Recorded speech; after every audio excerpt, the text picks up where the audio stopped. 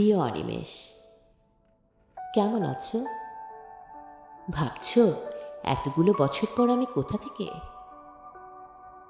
সেদিন তোমায় দেখলাম অনেকটা দূর থেকে, রাস্তা পার হবার সময়।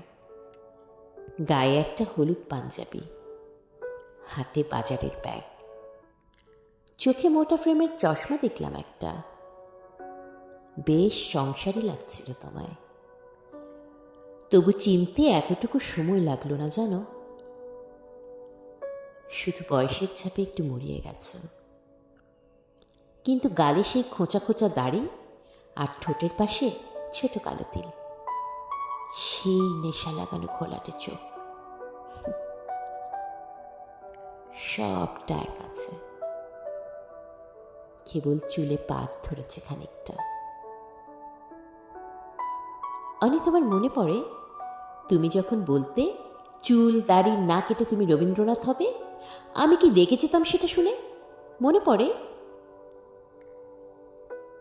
আমি শুধু ভাবি জীবনের এই 22টা বছর কিভাবে চলে গেল আমাদের দুজনের থেকে। সবই তো ঠিকই ছিল, হঠাৎ শেষ যেদিন তোমায় দেখলাম সেদিন এক বর্ষার সন্ধ্যা। রাস্তাটা মরিচপাতি দিয়ে সাজানো ছিল। দুজনে মুখোমুখি দাঁড়িয়ে সেদিন সিদ্ধান্ত নিলাম আর একসাথে নয়।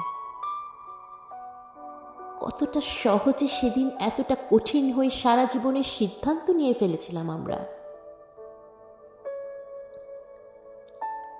অনিমেষ, সেই দিন সন্ধ্যায় দুজন দুপাশে হেঁটে যাওয়ার সময় আমি খুব করে চাইছিলাম তুমি আমায় একটা বার আটকাও।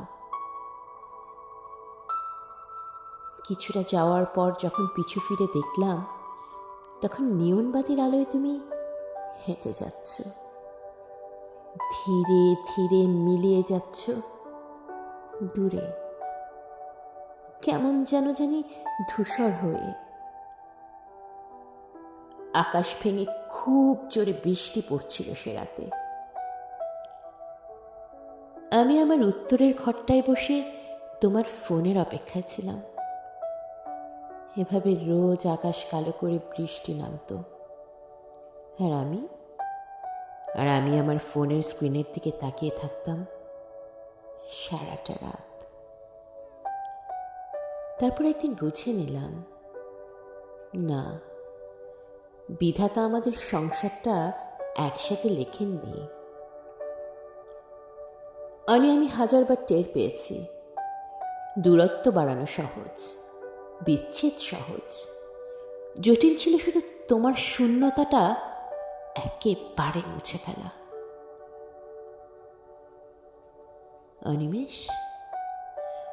অনিমেষ, খুব চেনা রাস্তায় দীর্ঘদিন পরে হাঁটলে এক ধরনের অনুভূতি হয়। সেদিন রাস্তা পার হবার সময় যখন তোমার মুখটা দেখলাম, মুহূর্তেই আমার সমস্ত অতীত চোখের সামনে ওলট পালট হয়ে গেল। সেদিন তোমায় একটু ছুঁয়ে দেখা হয়নি। 22টা বছর আমাদের এতটা দূরে সরিয়ে দিল কি করে অনিমেষ?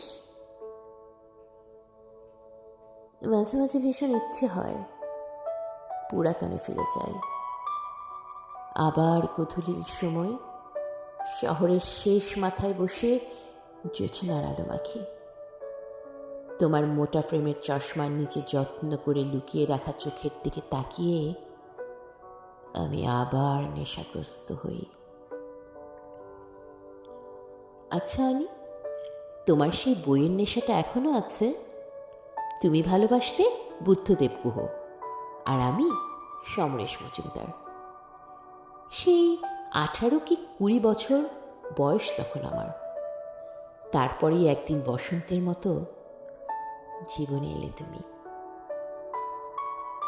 আমার এখন বয়স বেড়েছে অনি, মুখে কোঁচকানো চামড়া, চোখের নিচে কালো দাগ, তলপেটের মেদ, মাথায় কমে যাওয়া চুল, শরীরে রোগের বাসা প্রতি মুহূর্তে মনে করিয়ে দেয় আমিও কতটা বুড়িয়ে গেছি বয়সের তুলনায়।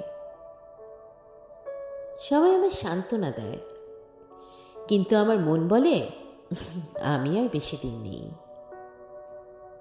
অনিমেষ, মৃত্যুর দরজাটা খুব কাছ থেকে দেখছি জানো। এখন এক একটা দিন আমার কাছে কেবল স্রষ্টার উপহার। বিধাতার খেলা দেখা অনিমেষ। চলে যাওয়ার আগেই বোধহয় তোমায় দেখিয়ে দিলেন তিনি।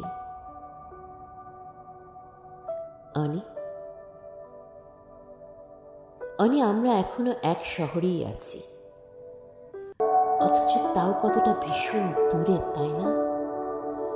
বলো, কতটা পথ হেঁটে গেলে তোমায় ছুতে পাবো তাও জানি নেই। অনি, তুমি ভালো থেকো, খুব ভালো থেকো।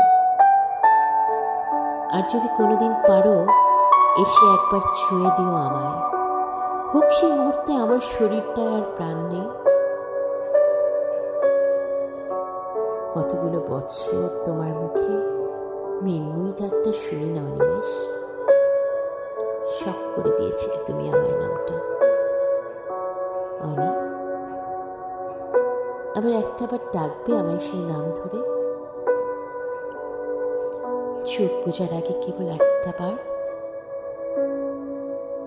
এই ব্যস্ত শহরে কোনো এক ফিকে সন্ধ্যায় তোমার সেই পুরনো ঠিকানায় ফিরে আবার একটা বার।